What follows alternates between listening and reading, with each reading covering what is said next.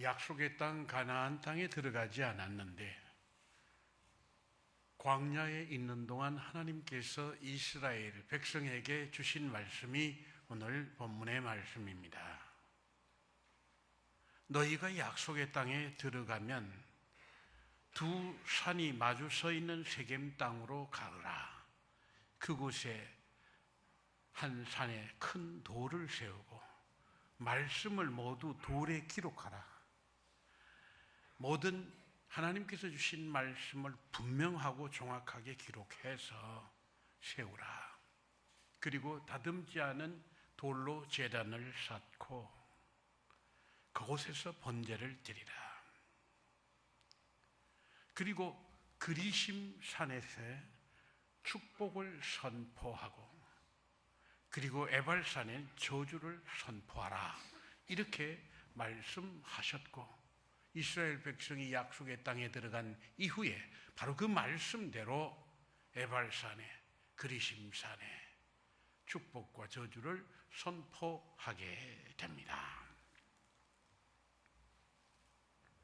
그러면 여기서 말씀하신 에발산과 그리심산은 어떻게 된 산인가? 이 두 산이 있는 위치는 갈릴리 호수가 북쪽에 있고 요단이 흘러내려가서 제일 아래쪽에 사해가 있죠. 갈릴리 호수와 사해 사이의 중간쯤, 그리고 그쪽에서 약간 서쪽으로 산악지대가 있는데 그곳에 바로 에발산과 그리심산이 있습니다. 그곳을 세겜 땅이라고 하는데 세겜 계곡이 가운데로 흘러내려가는데 깊은 계곡이 있는데 그 계곡을 사이로 두고 북쪽에 에발산이 남쪽에 그리심산이 놓여 있습니다. 남쪽에 있는 그리심산은 해발 846m, 그 846m 높이의 산입니다. 항상 햇볕이 골고루 들고 그리고 거기 물샘에서 물이 나서 계곡으로 풍족히 흘러내리면서 물이 풍족히 흘러내리니까 나무들도 잘 자라서 숲을 이루고 그리고 각종 열매가 맺힙니다. 그래서 이 밝은 산, 맑은 샘물이 나서 계곡을 이루는 산, 초목이 무성하고 갖가지 열매가 맺히는 이 산을 축복의 산으로 선포하라 하신 것입니다. 그런데 그보다 북쪽에 있는 산은 약 200m가 되는, 폭이 200m가 되는 계곡을 가운데로 두고 저쪽 건너편입니다. 에발산이 있는데 에발산은 높이가 그리심산보다도 약 100m가 더 높습니다. 더 높은 산이긴 한데 항상 햇빛이 잘 들지 않습니다. 북쪽에 있으니까 앞에 있는 산이 가려서 햇빛이 고루 들지 못하기도 하고 맑은 샘물이 없어서 그늘진 산에, 메마른 산에, 그러니 초목도 거의 없고 생명이 깃들지 않고 아무런 열매도 없는 그런 바위산입니다. 하나님께서 이 산을 저주의 산으로 선포하라 그렇게 말씀하셨습니다. 이 산은 그 주변 어디서든지 대번에 보이는 산입니다. 두 산이 덩그러니 놓여서 이 남쪽에 있는 산은 아주 그 녹음이 짙은 열매가 있는, 그리고 갖가지 동물들이 깃들어 있는 축복의 산, 생명의 산이에요. 그러나 에발산은 깡마른 산, 바위산이요 저주의 산입니다. 아무런 생물들이 안식할 수 없는 그런 산이에요. 어느 곳에서 보든지 다 바라봅니다. 하나님께서 아직 약속의 땅에 들어가기 전인데도 너희들은 거기 들어가거들랑 에발산의 저주를 그리심산의 축복을 선포하라 한 이유가 무엇인가? 대부분의 우리 눈치채죠. 하나님께서는 이스라엘 백성을 불러내실 때뿐만 아니라 그 전부터 아브라함 때부터 앞으로 저들을 인도하실 것을, 앞으로 저들을 축복하실 것을 어떻게 하실 건지 이미 말씀하시고 약속해 주셨거니와 모세가 이스라엘 백성들을 불러낼 때 벌써 하나님의 계획을 말씀하셨고, 그리고 계획하신 대로 약속하신 대로 인도해 가시는 것입니다. 어느 날 갑자기 생각이 나서 즉흥적으로 그렇게 하시는 분이 아니십니다. 하나님은 커다란 계획을 세우시고 또 세밀하게 구체적으로 계획을 세우셔서 약속을 주시고 그 약속대로 인도하시는 하나님이심을 우리로 깨닫게 하시는 것입니다. 또 한편 어린아이나 노인들도 다 알아들을 수 있고 그리고 눈치챌 수 있는 그러한 뚜렷한 상징으로, 뚜렷한 비교의 말씀으로, 비유의 말씀으로 하나님의 진리를 깨닫게 하시고 그리고 하나님의 말씀을 따라 사는 삶을 살도록 깨우치는 것을 볼 수가 있습니다. 자, 이 백성들 앞에 저주의 길이 있다, 망할 길이 있다, 그러한 모습이 저런 것이다. 한눈에 에발산을 바라보면 내가 내 인생을 이렇게 살아서 저와 같이 되어서는 안 되겠구나.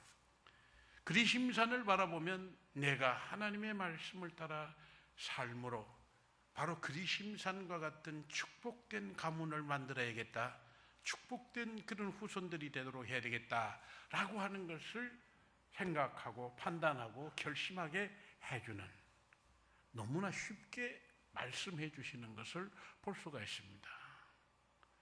지식이 많은 사람이라야 알아챌 수 있는 것이 아닙니다.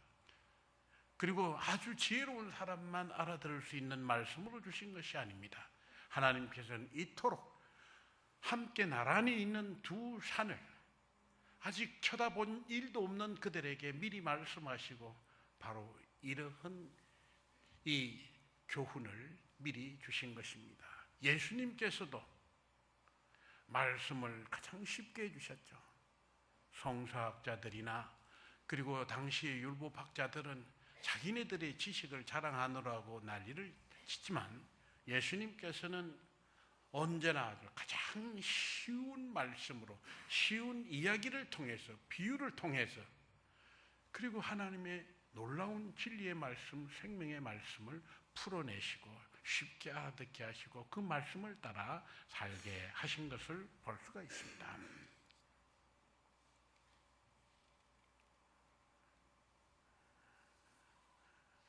그런데 하나님께서 이 하나님의 말씀이 세워진 이 돌을 세울 때 이 돌을 어디다가 세울까? 여러분, 이 북쪽에 있는 것이 에발산, 저주의 산이라 그랬죠.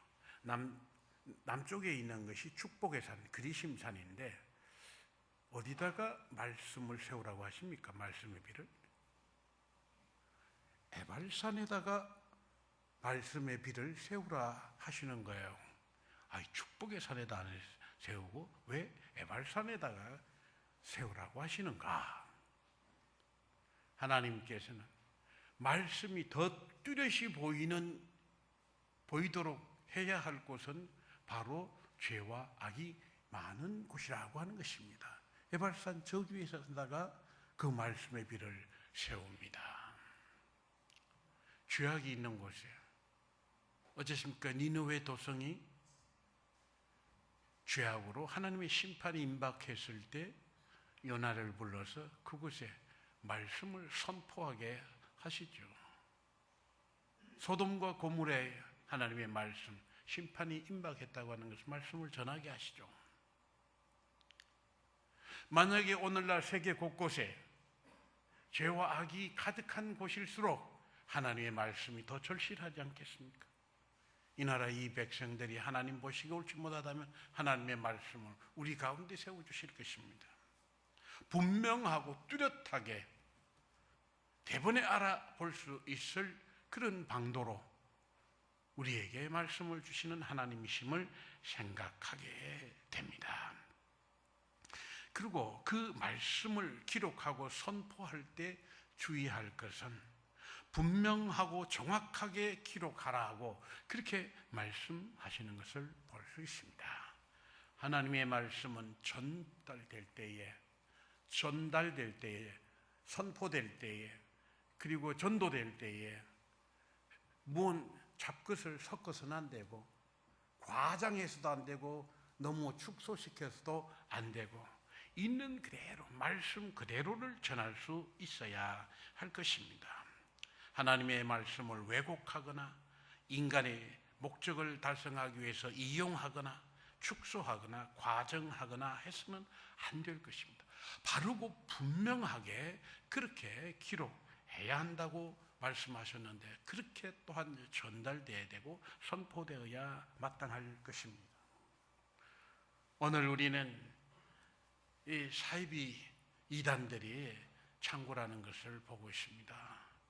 여러분들 가정에도 이 신천지라든지 여러 이단파들이 여러분 가정을 방문하고 그리고 또 그릇된 그런 문서를 보내고 하는 이런 일들을 경험하게 될 것입니다.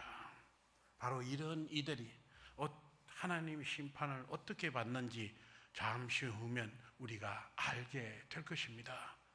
그러는 우리는 하나님의 말씀을 바로 듣고 바로 전하고 그리고 하나님의 말씀을 바로 깨닫고 그 말씀 따라 사는데 심혈을 기울여야 할 것입니다. 자, 이제 우리는 지금 이스라엘 땅에 있지를 않습니다. 우리는 한국 땅에서 살고 있습니다. 그러나 우리는 우리가 사는 우리의 처소에서 에발산과 그리심산을 볼 수 있어야 합니다.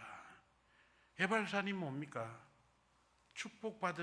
저주받은 산, 그리심산은 축복받은 산이에요.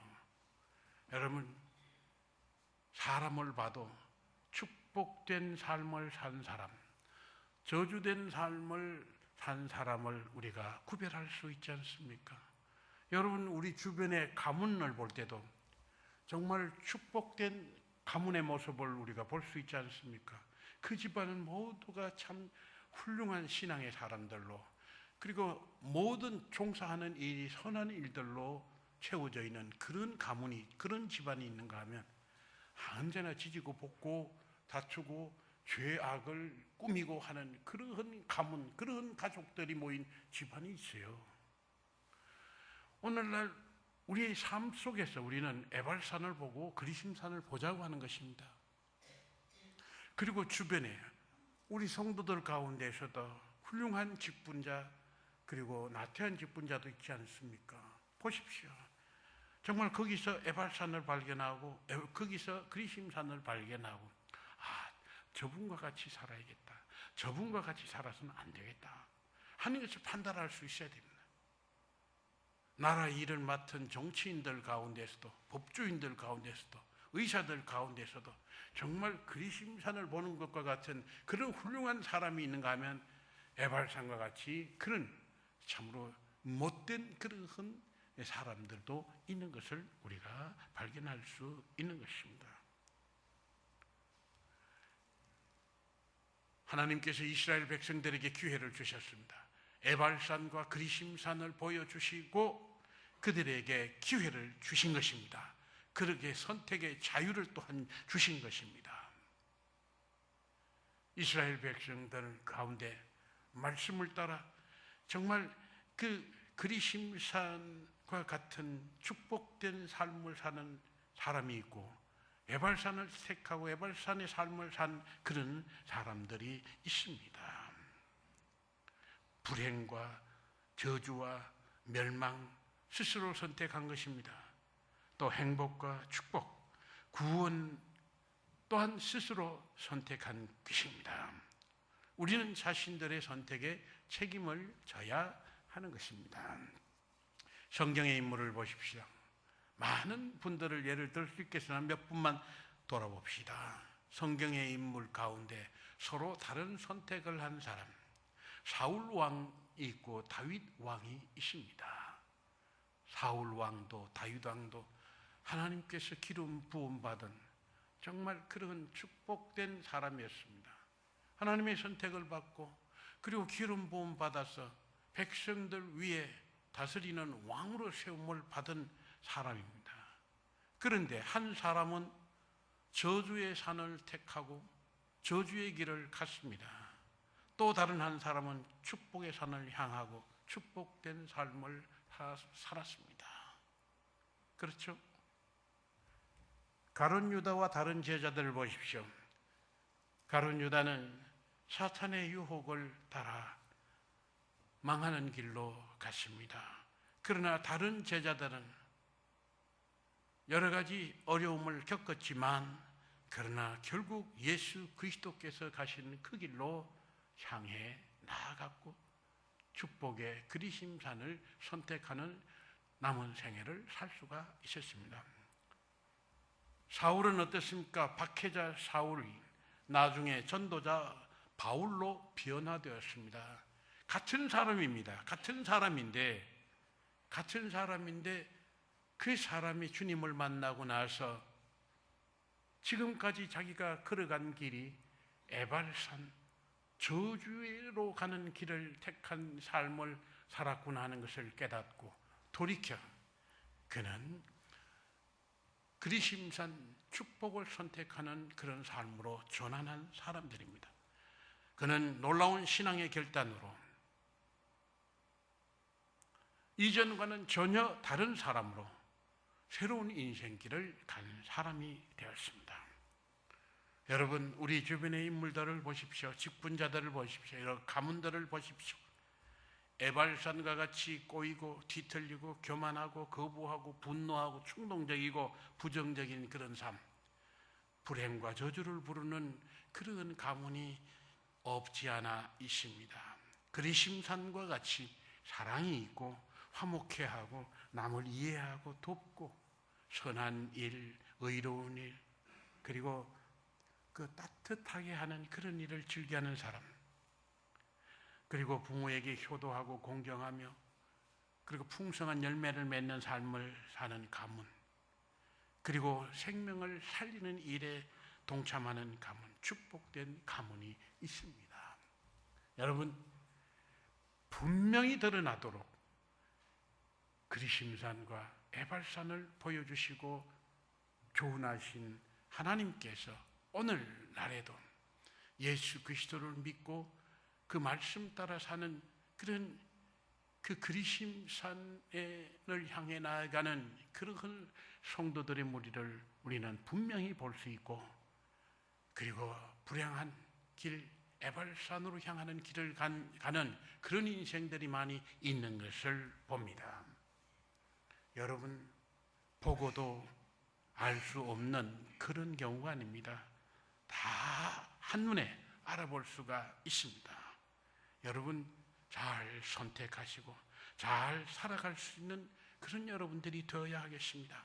우리의 언어, 행동, 삶의 방식, 신앙생활, 그리고 직분 감당하는 이런 모든 모습까지 돌이켜보시고 내가 에발산을 향해 가는 그런 삶을 살고 있는지, 그리심산을 향해서 달려가고 있는 그런 삶을 사는지 돌아보시고 축복된 산, 그리심산을 선택하고 주 예수 그리스도와 동행하는 삶, 하나님의 나라의 기쁨으로 들어갈 수 있는 그런 일생을 살아가는 여러분 되시기를 주님의 이름으로 축원합니다.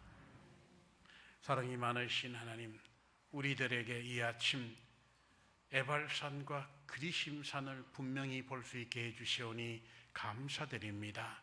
우리들의 삶 속에서 주님께서 보여주시는 상징적인 산 에발산과 그리심산을 보게 하시고 그리심산을 선택하고 결단하고 주님을 따라 나아가는 하나님의 나라까지 인도받는 저희들의 일생이 되게 하여 주옵소서. 예수님의 이름으로 기도드립니다. 아멘.